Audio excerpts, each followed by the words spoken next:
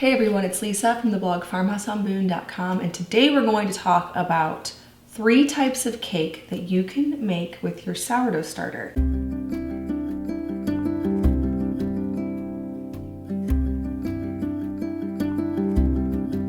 I love long fermentation. I've gone in depth about this on my podcast, on my blog, on my whole sourdough playlist here on YouTube, so you can check that out, get up to speed. But today I want to talk about cake because this is a new world for me for the most part. Back in October, I shared a pumpkin roll recipe, which was made with a pumpkin cake. And then when it was Daniel's birthday, I made him a sourdough chocolate cake, which I'm going to talk about in a little bit. But today I'm going to take you through making a sourdough coffee cake that has an option for long fermentation or a quick option with sourdough discard, so let's dive in. Now the night before you make this cake, in order to ferment it long, which you don't have to do, you can whip this all up just by mixing together the ingredients right at the start. But I do recommend, for the benefits of long fermentation, that basically pre-digest some of the parts of the grain that make it hard for your body to digest, to long ferment it. So in order to do that, the night before you want to make this cake, combine 3.5 cups of unbleached all-purpose. You could also use whole wheat. If you're going to do einkorn, you'll have to play with that a little bit because you'll need more flour. 1 cup of melted coconut oil. You can also substitute olive oil or avocado oil. Even butter will work. I have done butter in my long fermented recipes as well, so that will work also, to not have it be too liquidy. 1/2 cup of water. 1/2 cup of sourdough starter.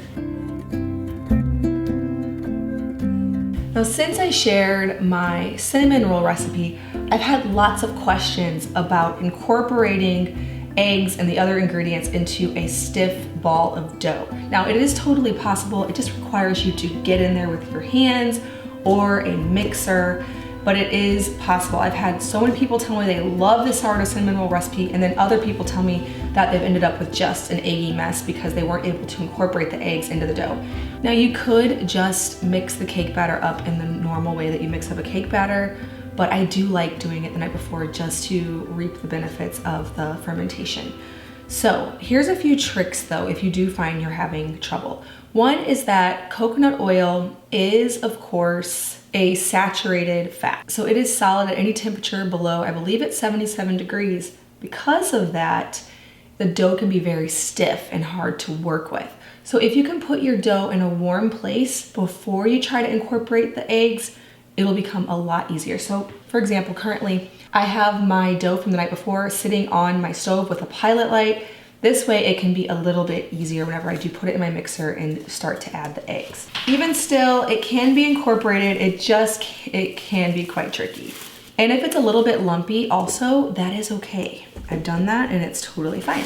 All right, so to that, I'm going to add a cup of sugar, 1/2 cup of brown sugar, 3 eggs,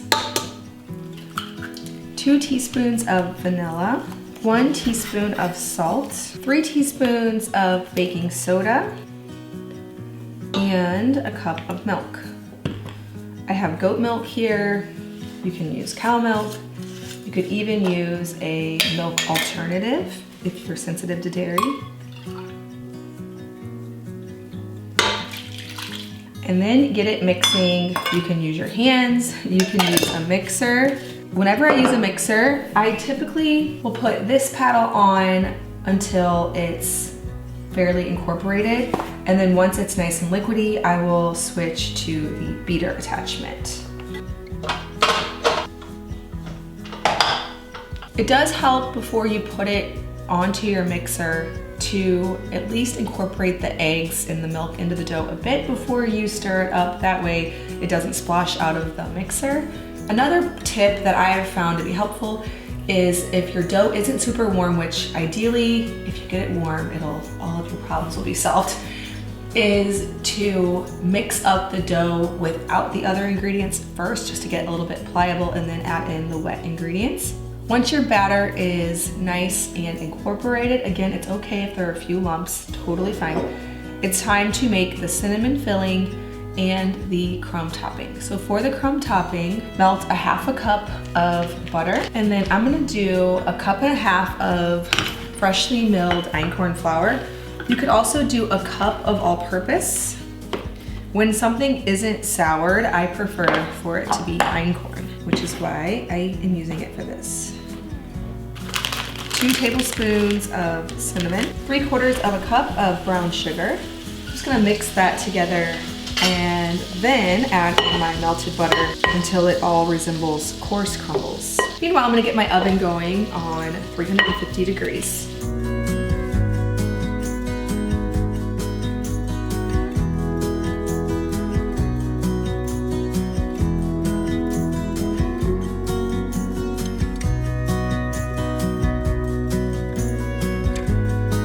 Okay, in yet another bowl, I'm gonna do the cinnamon filling. So for that, I'm gonna combine 1/2 cup of brown sugar, a cup of freshly milled einkorn, and 3 teaspoons of cinnamon. All right, the next step is I'm going to grease a 9x13 pan with a little bit of coconut oil or butter. You could also use a sheet of parchment. And then I'm gonna pour 1/2 of my cake batter into the pan.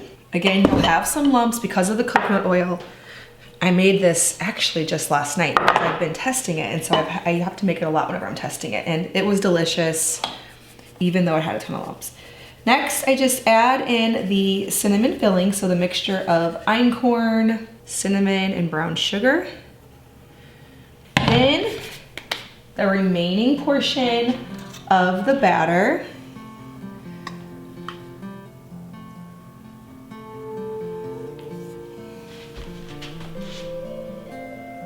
And last, I'm just going to sprinkle on this crumb topping. And this is what tastes so good.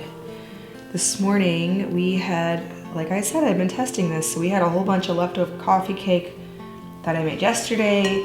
And of course, we drink it with our coffee. I don't think anybody's gonna be mad that I'm making it again, but I love the little einkorn cinnamon sugary bits on the top. Just gonna put this into a 350 degree oven for about 45 minutes or until a toothpick comes out clean.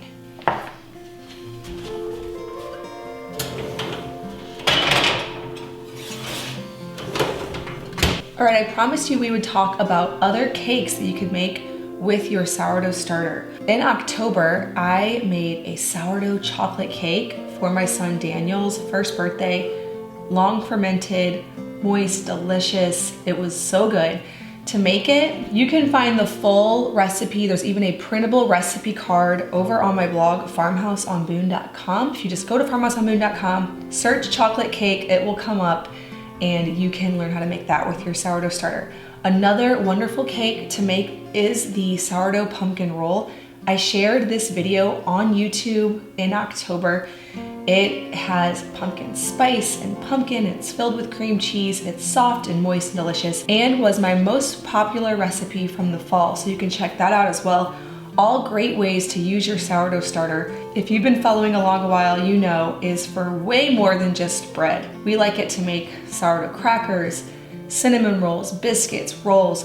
All those recipes and so many more are in my free ebook. It is 50+ pages of sourdough recipes, perfect companion for you in your kitchen if you have a brand new sourdough starter that you want to find uses for. I've had so many people tag me over on Instagram.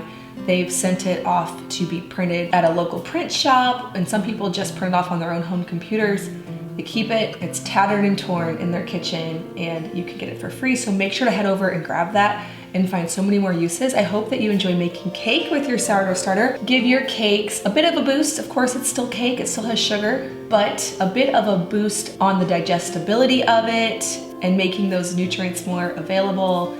If you're sensitive to gluten, a lot of times this kind of cake can be tolerated. I actually had a person at my old church tell me that she was super sensitive to gluten. She couldn't have it at all, but if she soaked something sourdough for 24 hours, she could eat anything. So if you're struggling with that, maybe give this a try. If you have something serious like celiac or something, clearly this wouldn't be the right option, but I hope I've encouraged you to incorporate sourdough cake in your own kitchen. All right, well, thank you so much for watching this video. If you're brand new to my channel, please hit that subscribe button. I make 2 new videos every week on food from scratch, natural living, and a handmade home. Thank you so much for stopping by the farmhouse.